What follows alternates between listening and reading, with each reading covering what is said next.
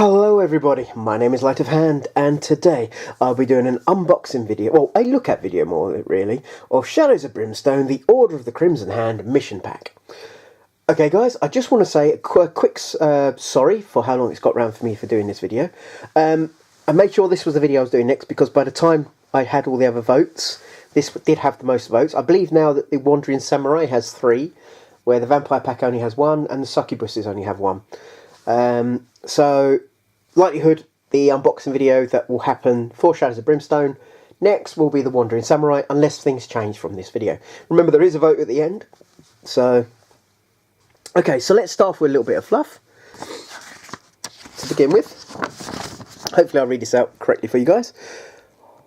For over 2,000 years, the Order of the Crimson Hand has been operating in secret, growing within the dark shadow of civilization.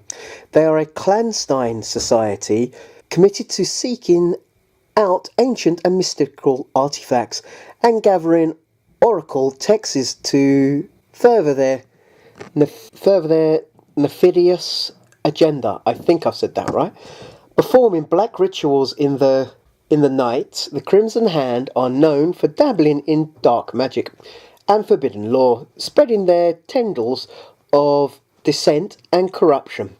The Order has influenced all levels of society, using their sinister influence.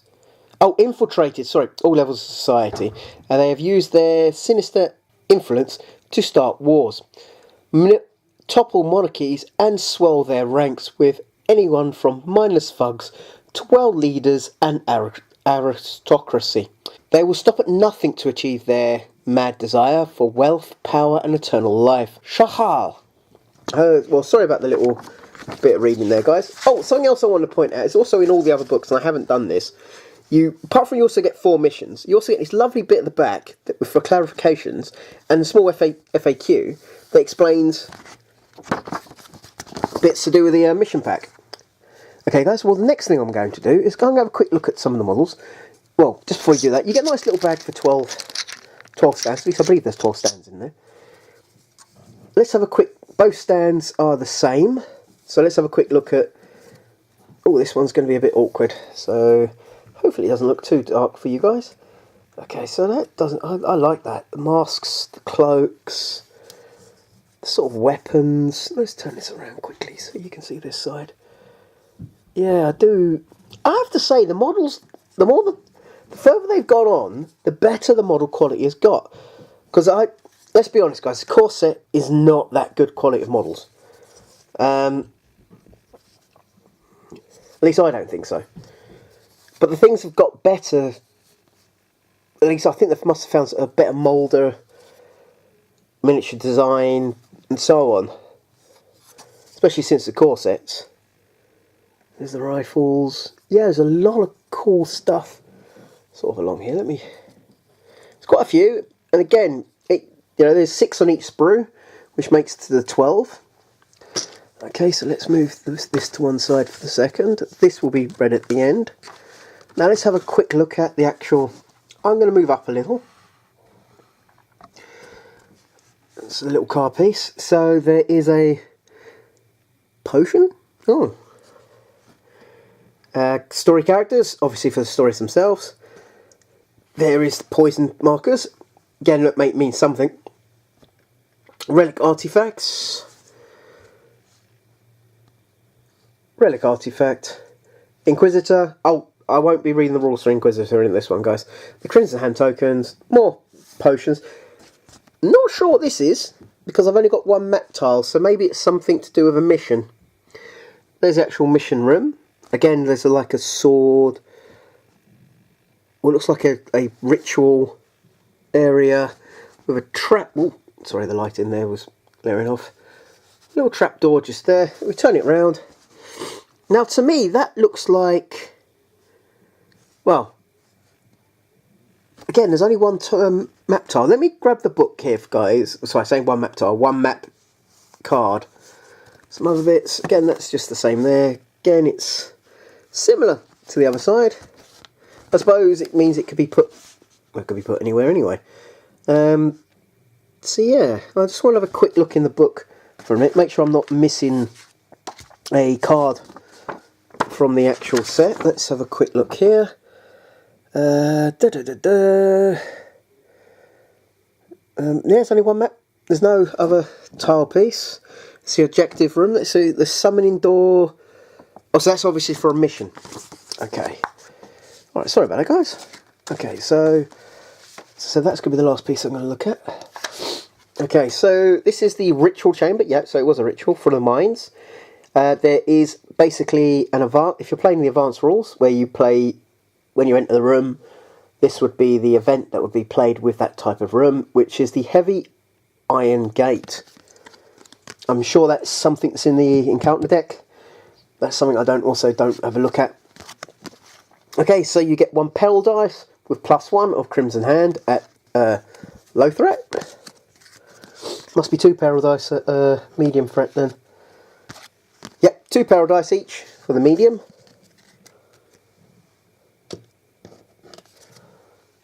$12 for hard. Now, I've had a quick look over the stat card, and I'll explain in a minute why I'm a little like, ooh, about it. Okay, so you get the Crimson Hand Inquisitor plus a threat card. Okay. So, but at the same time, if you are at level, different stages, you'd only get 1 threat card. If you were 2 to 4, you get a peril dice of Crimson Hand plus a threat card. So that was quite nasty, if I'm honest. Okay, so this is the Death Cult. These two are exactly the same. So the Death Cult is, if you're level 1, it's 2 peril dice. If you're 3 to 4, you get an Inquisitor plus 2 peril dice of Crimson Hand. If you are, 5 to 6, you get an Inquisitor with 12 Crimson Hand. Excuse me a second, guys. It's not completely gone, but I sound a lot better than I did do only even a few days ago. Okay, the Crimson Hand Venture. The adventurers may choose to make an mission a Crimson Hand Venture with the following modifier. Okay, so basically whenever you draw an encounter on a roll 1, 2, 3, it's a Crimson Hand encounter, so I kind of recommend keeping these separate so you don't mix them up with the normal ones for mission packs, so you can do these sort of theme things with no problems. Common enemy, Crimson Hand. Whenever you draw a threat card, whenever a threat card is drawn, roll a d6 on a 1, 2, 3. Instead, you're attacked by the Crimson Hand, and there's what it's meant to be. And Crimson Hand traits. Whenever the Crimson Hand enemy are encountered, roll a d6 on a 1, 2, or 3. Draw a Crimson Hand trait card. Okay, so you also get 4, 1, 2, 3, 4, 5. Sorry, my mistake. 5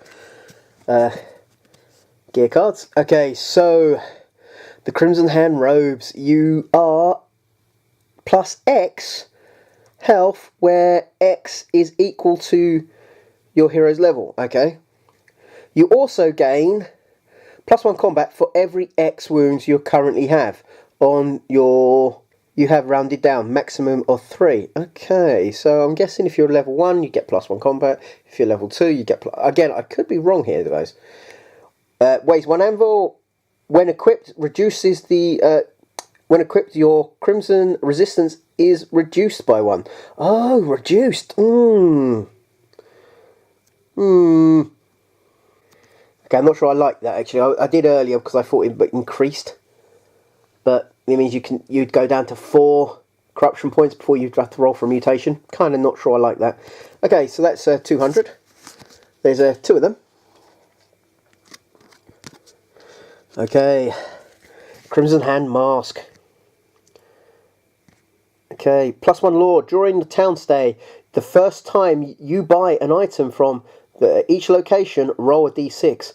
On a roll of 6, you may pay half for that item, reducing it to the nearest 5.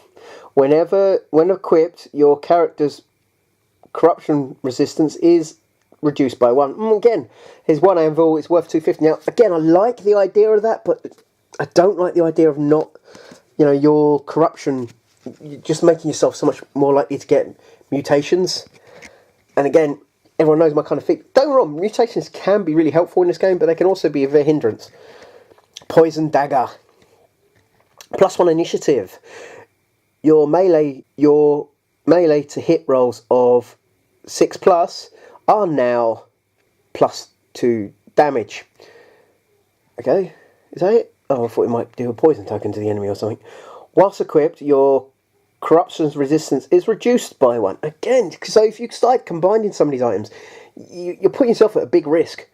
Okay, so there's an anvil and has one hand and is 325. Okay, Colt Rifle, range 8, which I believe they shoot further with it. It has 2 shots. It does +1 damage. Once per turn, you may add 1 damage for each corruption point you currently have to one of your hits with this gun. It has an anvil, can have up to 2 upgrades, is 2-handed, and is $400. Wow, comes to mind there, guys. Just really wow. Okay, so artifacts, we've got 1, 2, 3, 4, 5. Okay, so the first one is Ornate Mask. -2 sanity, +2 health. Anytime you would take a corruption hit, ignore it on a roll of 4+. Now, I kind of like that, but I also hate the fact the loss of sanity. So someone like the Bandido, this would not be a good idea to have. It'd be someone who already has very high sanity. Okay, it was only 1 anvil, and is 450. I don't know. Let me know what you think about that one. I don't like it, if I'm honest.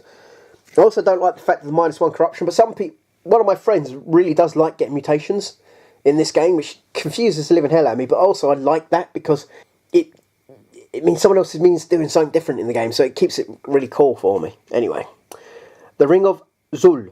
I think I've said that right. +1 law, +1 strength. Whilst carrying this ring, take D3 corruption hits at the start of each adventure. Why? And that's 850, but why would you want to wear that? You know, +1 law, +1 strength. I don't think that adds up to, you know, taking corruption. Okay, so the Book of Gim. Not even going to try and say the other bit because I'll just butcher it.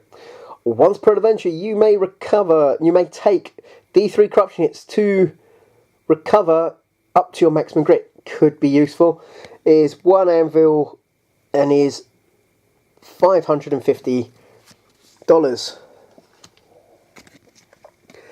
Again, I'm not too sure about that one. I like the idea. It could be useful at a certain moment, but at the same time, I'm kind of like, corruption. Jeweled Blade, +1 combat. Once per fight, you may ignore an enemy toughness or endurance ability for your combat until the end of your turn. That could be really useful, especially against certain enemies, and it could be useful in a minute when you read why. When I read the stat card. Okay, so that is 1 anvil, 1 hand, and is worth $450. And the last one, guys. Now, I don't mind this one.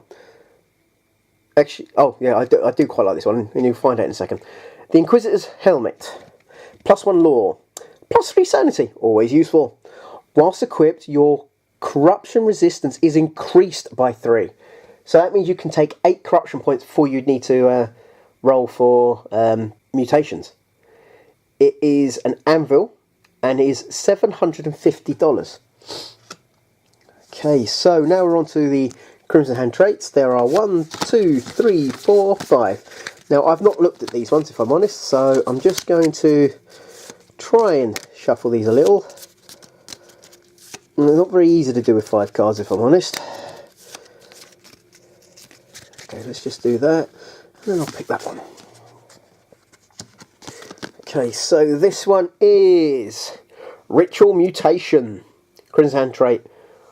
Roll once on the mutation trot, normally only for heroes, and apply the results to the Crimson Hand model. Ignore references to sanity and corruption. If the chest peril is rolled, it is only triggered once for the whole enemy group.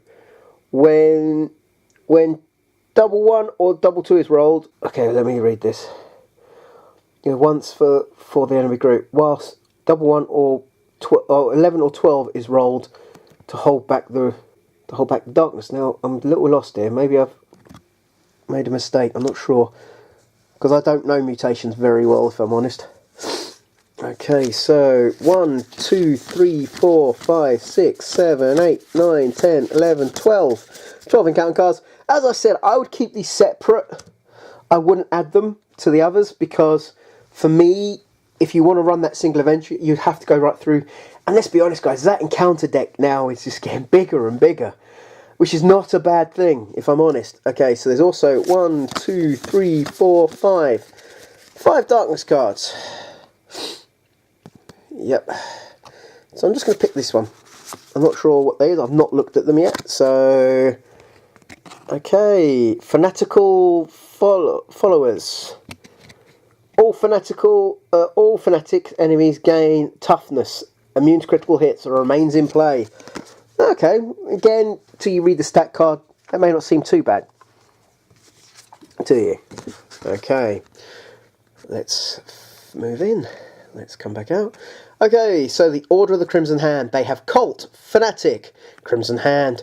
The models are medium sized. They have 3 initiative. Again, faster than the Preacher. They are Assault, so everyone basically knows what the Assault rules, I think, by now are. They have the Cultists Rifle, which is range 10. 1 shot, but 5 damage. Now, that already worries me. They are Zealots. This enemy does +1 damage on all of its combat hits for each wound marker on it currently has. So if it has 2 wounds, it will do 2 more damage with its combat, which is worrying.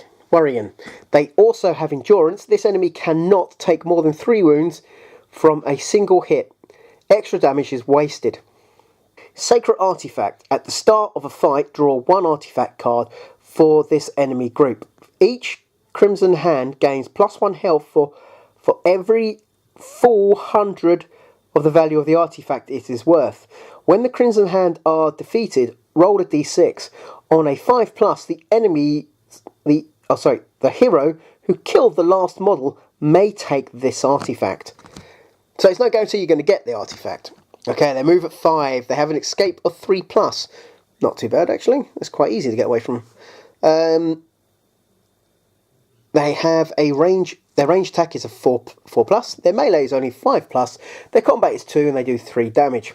But that can go up with the wounds that they've got. They also have 2 defense and have 3 wounds. Now, so with endurance, you can kill them anyway with the maximum number of their endurance, but there is a reason why. Because that plus health with the artifacts, so it kind of is a little worrying that. Okay, so they are worth 30 XP. The Elite chart. Long live the Order! Shaha! I don't know if I'm saying that right. The Order Crimson Hand now have Endurance 2 instead. No more than 2 wounds per hit. Cult Veteran. Melee is now 4+. Blessed of Sabat Ka. Tough. Immune to critical hits. Let me come out. Repeating rifles. The Crimson Hand now have 2 extra shots from their ranged attacks. That means, guys, if say one of these hit an early, especially if you have these, you're going to these guys early, they could blow your character away if you fail the toughness test. I mean, defense tests, especially at the beginning. Poison weapons. Any hero that takes 1 or more wounds from the Crimson Hand combat hits. That's in hand to hand, guys. During the turn, also gains a poison marker. Rogol Revenge, I think, or Col Revenge. Draw 2 artifacts for the enemy. They gain the extra health for each. When the enemy group is defeated, the heroes that kill the second to last may roll for the value of the lowest and keep it on the... So basically the chance you could get both items, but the second from last model, you do the same rule that is for the Sacred Artifact. Okay, so this is the brutal side, guys. Medium. Initiative 4. Not that high. But again, these guys are quite dangerous. They still have Assault. They have Colt Rifle now, which does a range of 10, 2 shots, but 6 damage. Zealot is still the same. Endurance is still 3, and the artifacts is still the same. Their movement is still 5, their escape is still 3+, their range is still the same at 4+, but their melee is now 4+. Their combat, I believe, is now 3 instead of 2, but their damage is still the same. They have a defense of 2, and they have health of 6. They are 45 XP each. The elite chart, same as before, you know, where the endurance goes up to 2. Fanatics Calling. Now their combat is +2. Now that's Fanatical Calling, sorry. That's the number 3 is still the same as the other one on the other side, which means they get toughness with their immune to critical hits. Repeater rifles is still the same as the other side. Again, I'd be kind of scared with them with repeater rifles. Poison, still the same. Not sure. That one doesn't bother me too much. But, again, number 6 is still the same on the other side. Okay, guys, well, that's the Crimson Hand. I'm not showing the rules for the Inquisitor. I can't show everything, but, yeah. So, guys, let me know what you think. If you like the video, please click like. But also, guys, I do have a vote. Now, the likelihood is it will be this gentleman next, because he has 3 votes from all the other videos. Remember, guys, you can go on the other videos. You can vote for what you want. Okay, so if you voted, say, well, unless you already voted, that is. Okay, so, because don't you remember that's how the werewolves came in when someone made sure he voted on quite a few of the other videos? I can't remember your name. Clever move, and thank you for doing it. You also can get the feral vampires. I could do the feral vampires, or I could do the hellfire succubuses. Please let me know in the comments what you'd like me to do next. Likelihood, I'm going to try and do another video tomorrow, and that will probably be the samurai. But by the time this video comes out, there's a chance that some other votes may come in that may influence it and could change everything. Also, guys, tell me what you think. If I've made a mistake, let me know. I'm going to be trying to check through and edit, you know, trying to get the little bits there and done. Have you bought this? Have you used them? Let me know what you think, guys. I haven't got around to actually playing Shadows of Brimstone for a little while. I do plan to in the new year. I also plan on playing a few games I haven't got around to playing at this minute, if I'm being honest. So yeah, hopefully I'll be able to bring back some gameplay videos. I'm hopefully going to do Shadows of Brimstone. I want to continue with the group that I was using. I've just got to find the notepad that I've written everything down. So again, I apologise for that. If you like what you see, please subscribe. I do all different things on this channel, guys. I do some computer game stuff, which I've got to try and sort that out again because I'm having a problem with Shadow Play again. I don't know why, but it just seems every so often to go back to its same problems. So yeah. Also, guys, my next video after this one will be the Affliction train set. So I'll be filming that tonight. Anyway, guys, I hope you're all having a good day. I hope you're all well. And I hope you don't catch this horrible, horrible flu virus that I managed to catch that put me in bed for a long time. Again, guys, thank you for watching. I wish you all a good well, and goodbye.